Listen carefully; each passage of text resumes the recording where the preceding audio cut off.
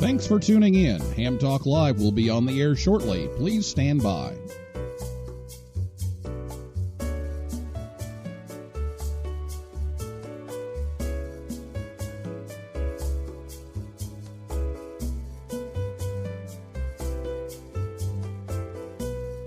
Thanks for tuning in. Ham Talk Live will be on the air shortly. Please stand by.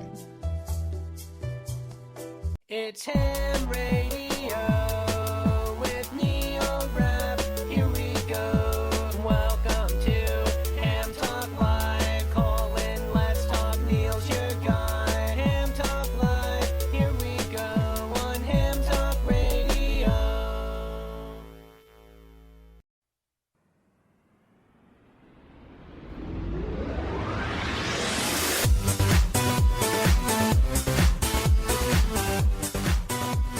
And good evening, everyone. This is Ham Talk Live, episode number 4. Tom Vinson, NY0V. Recorded live on Thursday, March 10th, 2016. I'm your host, NY0V, WB9VPG. Thanks for tuning in to this episode of Ham Talk Live. Tonight on the show, Tom Vinson, NY0V, will join us.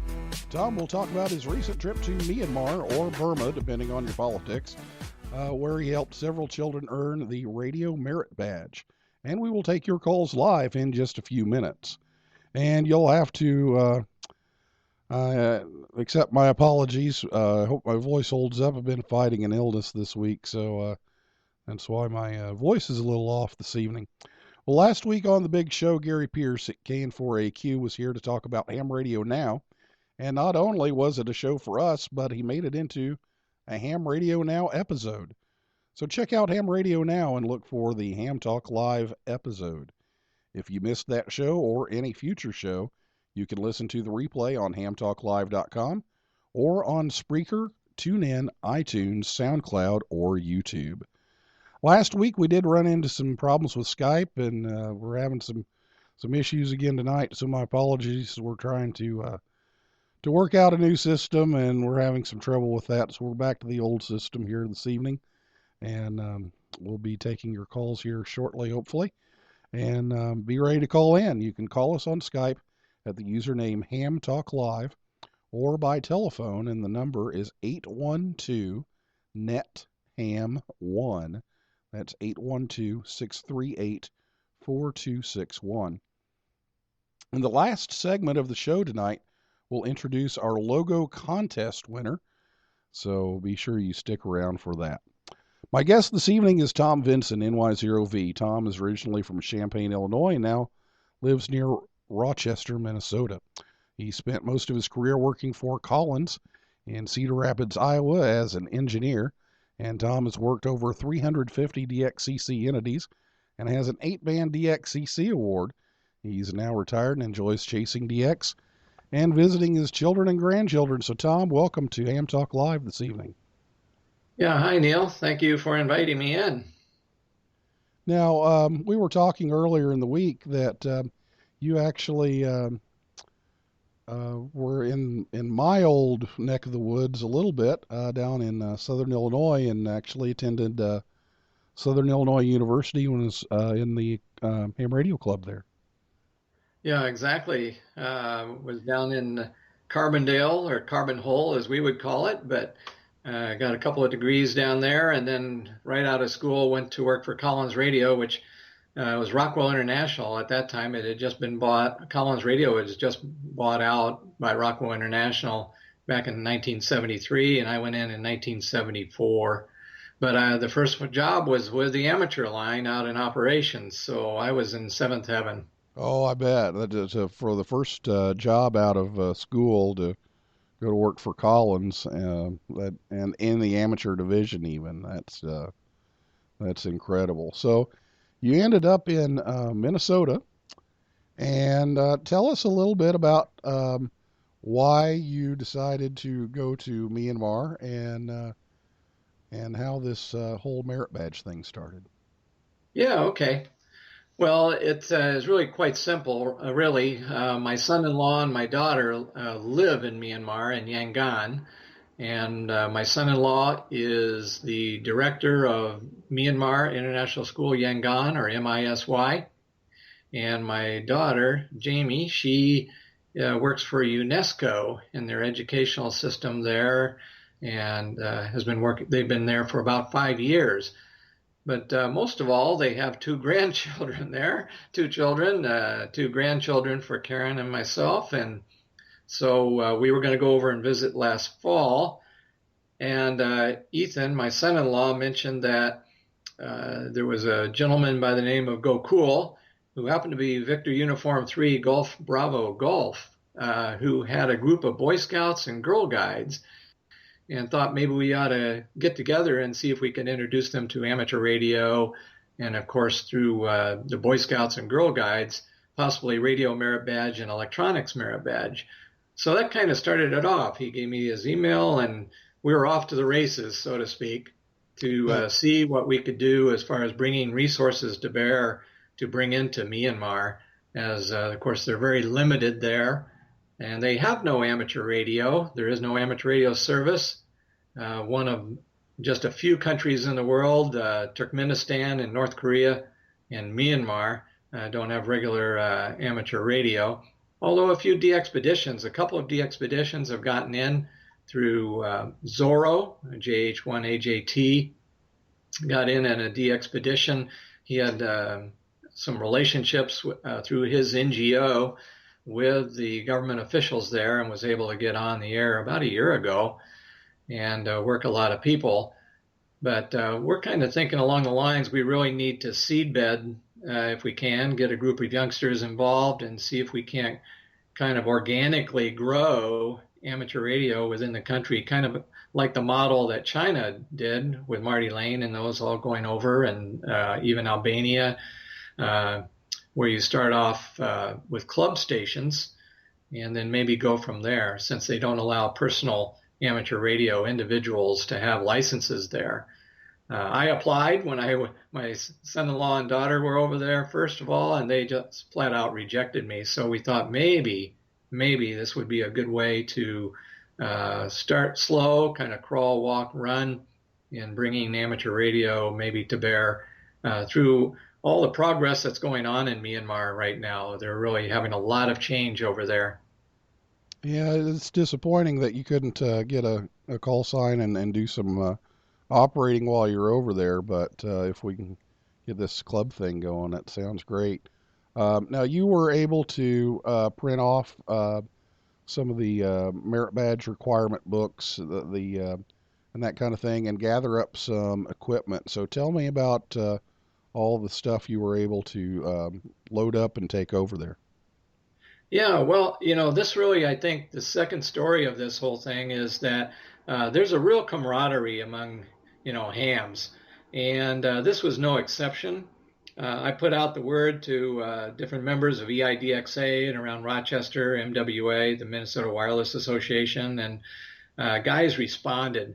So NA9Q, Mike, W0SHL, Stu, KC0VKN, Joe, Rod Bloxham, K0DAS, who's our Midwest Division Director, and Brian Milshowski, M5ZGT, Dave, K1AN. All these guys come together to help bring, once they heard what we needed, were really open. Just an example is that some of these guys gave hand keys, J38, things like that, LED blinkers and that type of thing. And went to the ARRL for some of their fine materials, got a DVD, the Walter Cronkite DVD, of course, and K4UAE, Bob's top 10 de-expeditions in the top 10. And then, of course, their maps and what have you, call zones by the World Call Zone maps and things like that. So with that, I just filled a backpack full of things, put everything on DVD that I could, or CD that I could, and then went over there, and sure enough, I just went right through customs and everything with it, and I met Go Cool then in advance to show him, and he was just flabbergasted all the things that everybody had provided. And him and his wife there are both in teaching. He does testing, and she is a physics teacher and teaches electromagnetic spectrum. And I think Anitha is also a ham. And so they were just really thrilled to have all these resources brought to bear. So the camaraderie we see in amateur radio, and I've seen it many other times, really came through in this to make this happen. Yeah, that's great that you could get some help to do all that and get everything going over there. And we do have some pictures that Tom was kind enough to send earlier. We have those up on our Facebook page, and we did tweet those out. So if you look at Facebook or Twitter under Ham Talk Live, you can see some of the pictures there. Nice sunrise or sunset picture of the Capitol as they're changing over a lot of the political atmosphere there and the free elections, and then also several pictures of the classroom there with that television presentation that you spoke of, and some kids learning some CW with some keys. You gathered up a bunch of keys to take over. Yeah, that's exactly right. They'll see in those pictures there. What I was surprised is when I got there is how many Boy Scouts and Girl Guides that there were. And there's a room full. I counted maybe 38 of these young students. And so when we got in there, we did show the video, the Radio QRV Introduction to Amateur Radio. And it was a good thing we had the DVD because sure enough, the internet was not going to be fast enough to handle it all the time for that full 19 minutes. And so we showed that, and Go Cool had asked them, well, are you interested? And I'd say over 3/4 of them raised their hand. They had questions, and some of them felt this is too much technology and maybe just needed some confidence boosting. But then Go Cool handed out the phonetic alphabet and also went through a sample QSO. And it looks, that was just mainly the kickoff meeting, to see if there's interest. And there sure was. And so the idea then, as Go Cool and I were talking, is that as he works through it, that hopefully there's some pull and what have you, that they could get a club station at the school. Yeah, because there is no formal licensing right now. They just don't have the structure there. So they would have to have some contacts from the Boy Scouts and the school. The school board of directors has some good board of directors there that are tied in to the government or have contacts within the government. So it may be the way forward as far as bringing amateur radio into Myanmar on a more permanent basis, not just go over there and operate for a week and then leave, but to actually bring some benefit to the students educationally, to learn about, physics and electromagnetics and electronics and all the things that go that, you and I and all of us know and love about amateur radio, and help them get interested in technology that may, inspire them into new careers, Now, I had asked you before, you said that you were able to go ahead and teach everything pretty much in English while you were there. Their English was a little limited at some points. It just kind of depended on the student. Is that a fair assessment? Yeah. There's varying degrees. Most of them they all speak English. The school teaches in English. And at the younger grades, it gets where some don't speak very much English at all. My wife was reading books to some of the preschoolers and stuff, and some of them had a hard time understanding. But at the upper high school levels, they're pretty proficient at various levels there. But it is a British school, and so they have A levels and what have you. So they go by the British school system. As you know, Myanmar used to be a British colony for about 100 years, about 1948. Another interesting thing is that George Orwell was in the British Army there, and that's where he wrote Burmese Days. And he hated Burma because it was so hot and humid and muggy and buggy, and he didn't like what the colonization was doing to the country. Yeah, let's talk just briefly about the country and the name switch from Burma to Myanmar and just exactly what's going on with the changes there. Well, it's been very interesting. They've been in a military situation, a military government, especially since about 1962. But originally, Aung San was assassinated in 1948, somewhere around there, right after the war, when the British were um, leaving and Aung San was leading and moving towards democracy, and the military assassinated him. And then as the years went on, they did actually have a vote where they wanted more democracy in the 60s, and there was a rebellion there of when the military government said no, they cracked down. And it hasn't been that long since they were still putting down very harshly any anything that was anti-government or thought to be anti-government. The freedom of the press, students, what have you, were shot and thrown into Inle Lake. And that wasn't all that long ago. But recently they've been moving towards, we're seeing that, the economy is not doing great, that they're falling behind as a world in this globalization of the world. China has a huge influence. They're bordering to the northeast is China, and think they get more resources than they get from China. And, the talons of China, I guess, stretching on in, or the tentacles into their country. And they've had issues with several of the ethnic groups. There's a lot of different ethnic groups. They're trying to make a country, a federal country, and a couple of groups do not want to have any federal control. They want their own culture and tribal system, and that'd be the Karen and the Kachin tribes in the east and northeast. Some of those are Christian.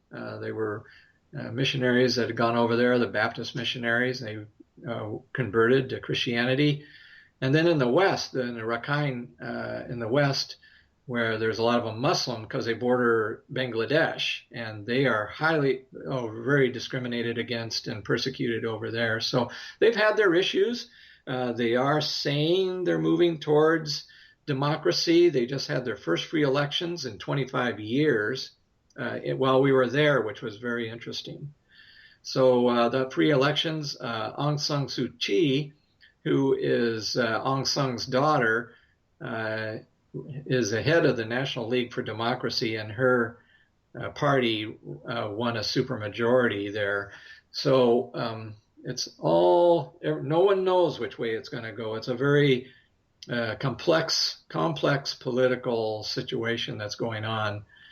They are opening up more to the West and stuff to bring businesses in to help their economy. And the cars, unbelievable. Like in Yangon, the traffic you just would not believe. They're bringing in, there's like 12,000 new cars per month on the roads of Yangon. So the traffic is getting very, very bad at this point. Well, hopefully they can get things settled down a little bit so they can get some ham radio going over there. That'll be good if the school can get their club station going and start addressing some of those issues, so they can get some individuals on the air over there too. Yeah, exactly. And hopefully, the way I see it is that, get these kids through their merit badges, and where they are excited about this, showing that they're learning and work the relationships with the people within the government, the Ministry of Telecommunications and what have you. And then if they give approval for a club station, then I'm sure the hams around the world and the camaraderie I've seen, we will be able to get equipment and get it over there and hopefully set up a station someday. Absolutely. I've done a lot of that on this side, and there's a lot of help out there, and I'm sure that you'll be able to come up with that. Well, we're going to take our first break, and my assistant tells me that we've had some dead air on the live stream feed, and Skype's been playing with us tonight here. So actually have the internet people coming out here in a few days to check some things over. Of course, every time we test it, everything works fine. But if there's some dead air up there, we apologize for that. We are recording here, so as soon as the show's over, we will be able to upload the show in its entirety. So if you missed anything, you will be able to catch it on the replay. But I think everything is working fine at the moment. So we'll take a break, and then we'll be back with more with Tom Vinson, NY0V, right after this word from one of our sponsors, the Ham Station, right here on Ham Talk Live. This episode of Ham Talk Live is brought to you by the Ham Station. For 35 years, the Ham Station has brought new and used radios, antennas, accessories, and equipment to the amateur radio community. Give Jeff or Dan a call at 1-800-729-4373 or order online at hamstation.com. Ham Station carries all the major brands like ICOM, Yaesu, and Kenwood. Shop from a wide selection of radio scanners, MFJ accessories, Heil Sound products, Mirage and Ameritron amplifiers, Cushcraft antennas, and more. Easy online shopping and fast shipping are waiting for you at hamstation.com or call 1-800-729-4373. The Ham Station, proud to sponsor this episode of Ham Talk Live.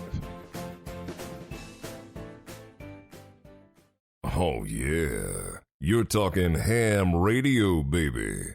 You're listening to Ham Talk Live.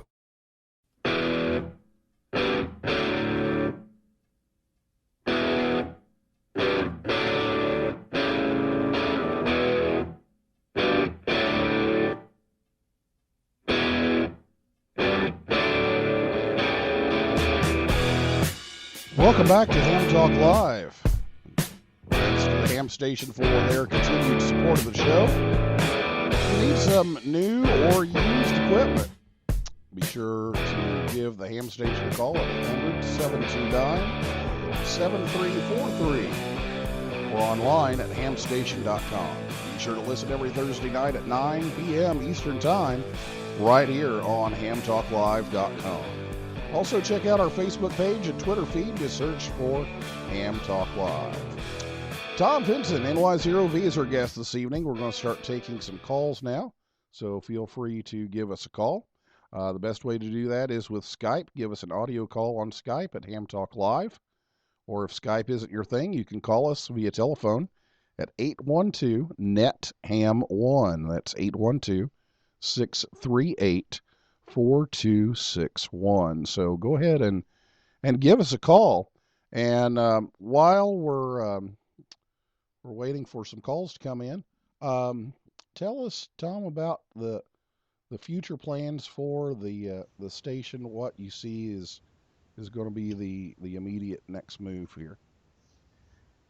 Well, I think the immediate is to get these kids up to speed. Really, I think that's the priority, to get their merit badges and have a ceremony where we're awarding these kids and have some officials, coming around so they understand the school, and then also meet the children that are, these students that are actually getting, educated in this technical electronics, the technical side of the radio and communications and electronics and in electricity, and see the benefits of educating along the lines of amateur radio. And as we work those relationships, because relationships are extremely important in Southeast Asia, building that trust, and then move along the lines of suggesting a club station at the school and working a certificate of some kind of an agreement to have a station there, and the boundaries of spectrum,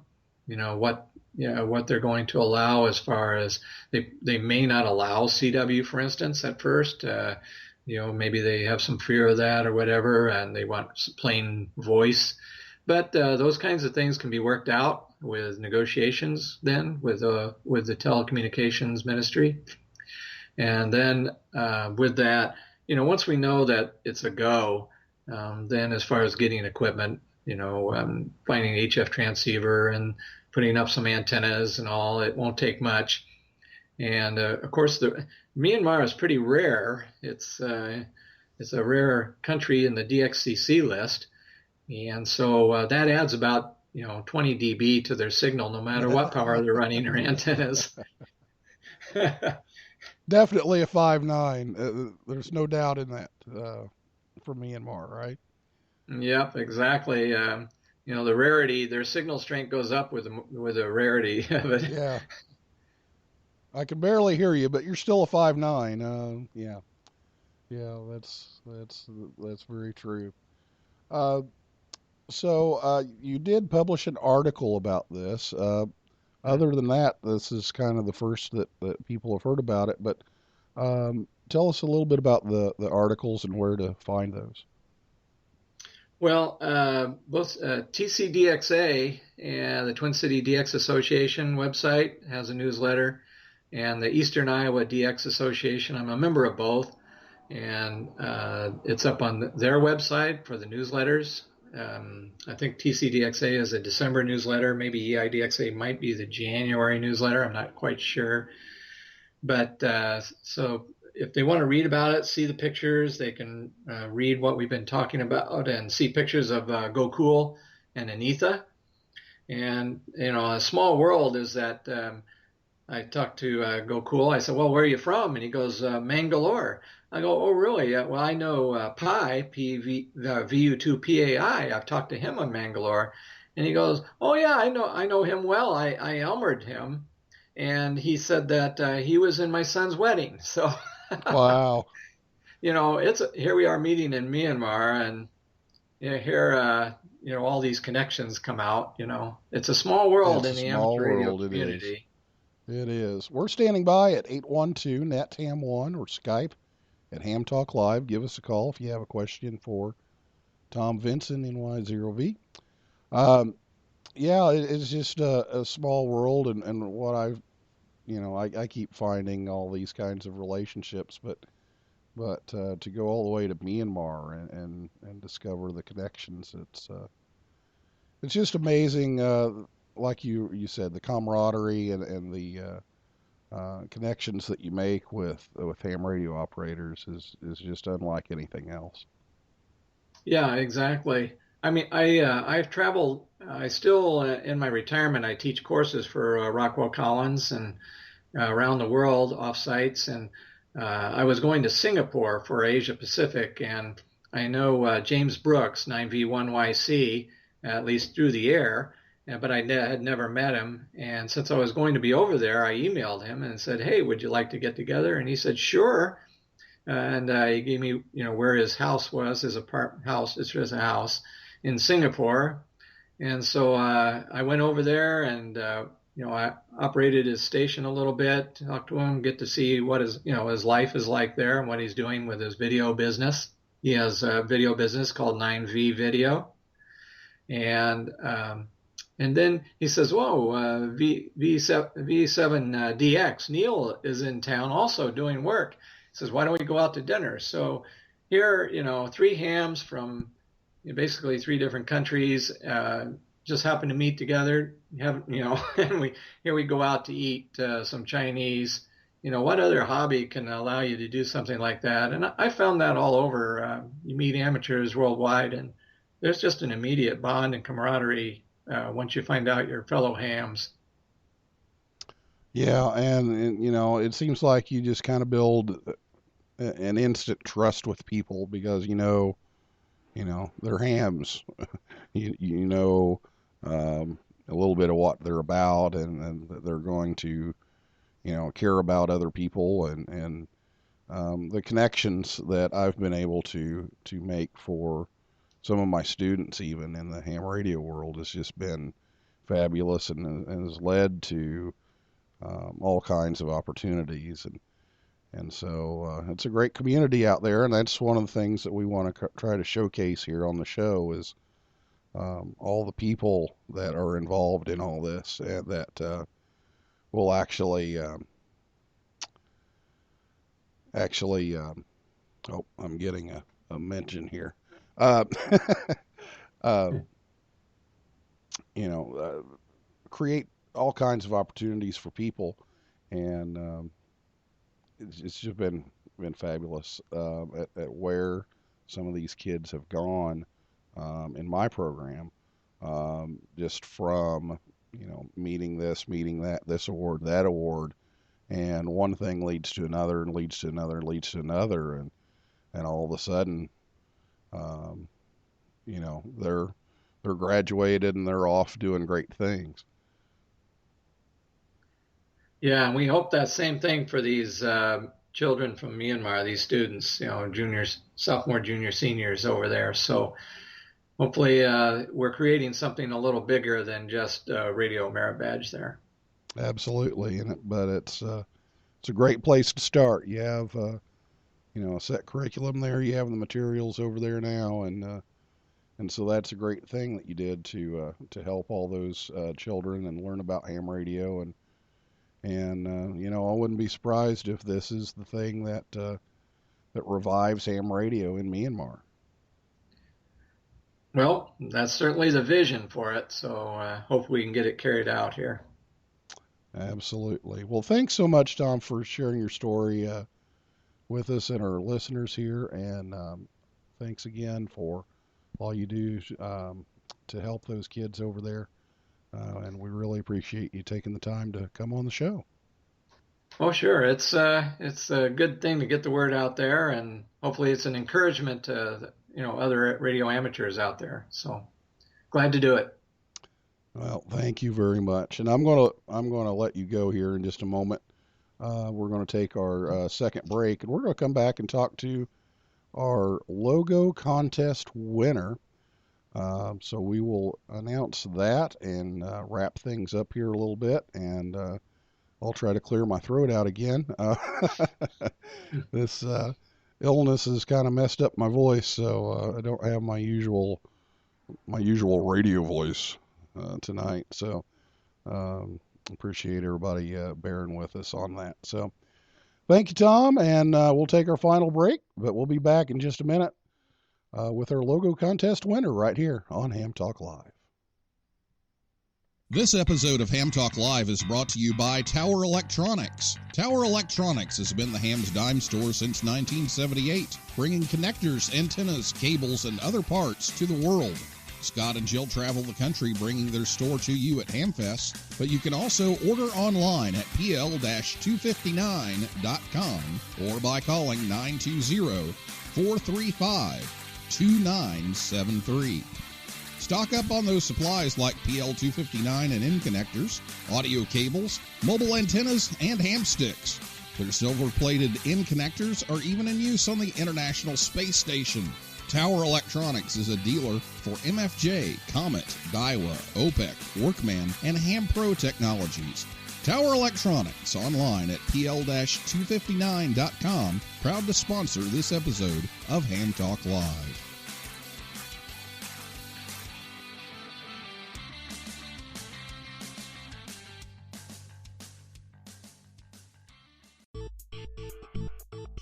CQ, CQ, CQ. You're listening to Ham Talk Live with NY0V.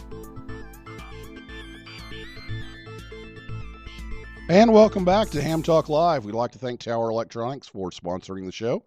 Scott and Jill are back on the Hamfest circuit, so see them at a Hamfest near you or order online at pl-259.com. Well, it's our final segment this evening, and I'd like to introduce our logo contest winner to you. It is Nick Bauer, KC9GZY. Now, I should mention, for full disclosure here, Nick is one of my former high school students and former president of the Bloomington High School South Amateur Radio Club. He is now an accountant with Cook Medical Group here in Bloomington and will be moving into the marketing division soon. He holds a general class license and became a ham in 2005. He attended Indiana University's prestigious Kelley School of Business and earned several ham radio scholarships, including ones from Quarter Century Wireless Association, the Northern California DX Foundation, and the Dayton Amateur Radio Association. Nick is active in the Argus Canine Search and Rescue Group, and he was integral in building the high school club after we had graduated almost the entire group at once, and he was integral in bringing people into the club and keeping things going at a critical time. And Nick's logo was the favorite with our contest judges, So you will see his logo on all of our materials soon. So congratulations, Nick, and thanks for being on the show. Oh, you're welcome. I hope the gift baskets I sent to the studio didn't violate contest rules. Those didn't show up. What gift Uh, baskets? I didn't Lost in see the any mail. gift baskets. I'm Now, glad to know that I didn't win because I bribed the judges then. So thanks for having me on. I've been enjoying the show, and I appreciate everything that you've done for me in amateur radio, getting me started in 2005, teaching me Morse code, and encouraging me to keep going. yeah, Nick was one of those that wanted to do Morse code. And we still have some of those that want to do Morse code, but that was one of the things Nick asked for was, hey, can you teach me how to do code? And so we did it. And I actually passed the general class license with code the final weekend before they phased it out, or the final month before they phased it out.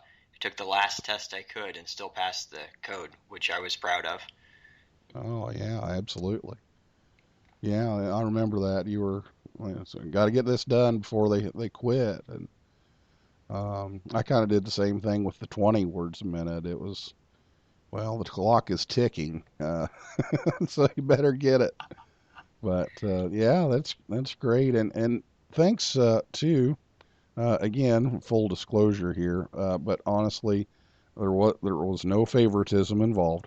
But Nick is also doing our social media during the show, and he's also working with me on this Skype thing. And we had this wonderful plan um, of having everybody Skype you and then Skype it all over to me, and it sounded great. And so we tested it twice. It worked great. Everything was perfectly fine. And then last week and this week, we've had problems. So We're 0 for 2 on air. yeah. So I don't know. Like I said, I called the internet provider and gave them a piece of my mind, and they did raise my speed. They have raised the speed way up. I've got plenty of speed, but I don't know where the problem is. I think it's cutting out sometimes, and I think that's causing our issues. So I was in the middle of all the conversation, so um, you said we had some dead air issues on the live stream early on. Yes, I was listening, and it was having some pauses, some dead air as we were going along, and it it wasn't. It didn't sound like it was too slow or garbling. It was just dropping off. So, but it picked up towards the end here and has been sounding fine for the second half of the show. Oh, good. Well, as I said, I always save it to the desktop here, so that way we can upload that at the end of the show to make sure that we have the full audio there for the replay. So hopefully we can get some of you to give us a call. We'd like to really start taking some calls for our guests, and again, eventually, I'd like to get to where we just do the whole show with nothing but calls. That we just throw out a topic and throw it out there and see what everybody thinks about it. But you know, a lot of people have been listening to the replay. We've been very happy with the numbers so far on that, but the live numbers have been kind of low. So you know, give us some feedback on our Facebook page and on Twitter, and let us know what you think, and let us know about the live thing and what you think about that, and maybe we'll keep it, you know, to interviews. We've got some great interviews lined up. In fact, next week, Bob Alphin, which Tom mentioned, Bob, K4UEE, he's the mastermind behind these big de-expeditions. Oh, excuse me, I had to cough there. And he's going to be on next week to talk about how he pulls all this stuff off. And it's just fascinating.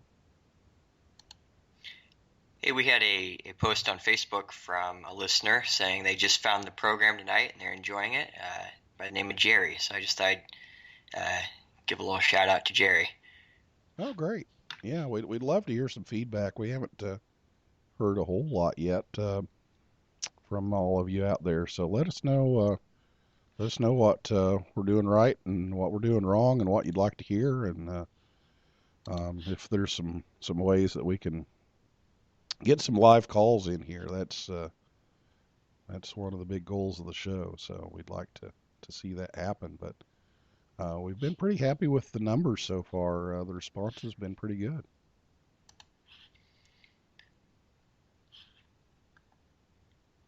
Okay, so Nick, this logo, we'll be putting that out soon, and like the design, we're gonna fine tune it a little bit, and then we'll have that up. So thank you so much for submitting your entry, and that'll go on for a long time to come. You're welcome. Thanks for having me on the show tonight.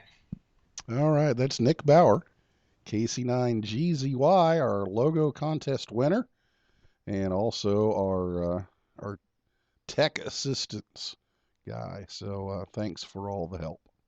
Well, that's a wrap for this week's edition of Ham Talk Live. I'd like to thank my guest, Tom Vinson, NY0V, and Nick, KC9GZY, and all the callers and listeners out there in cyberspace. And again, invite you back next Thursday night at 9 p.m. Eastern Time when my guest will be Bob Alphin, K4UEE. Bob is the mastermind behind some of those top 10 DXpeditions, and he'll share with us how it's done.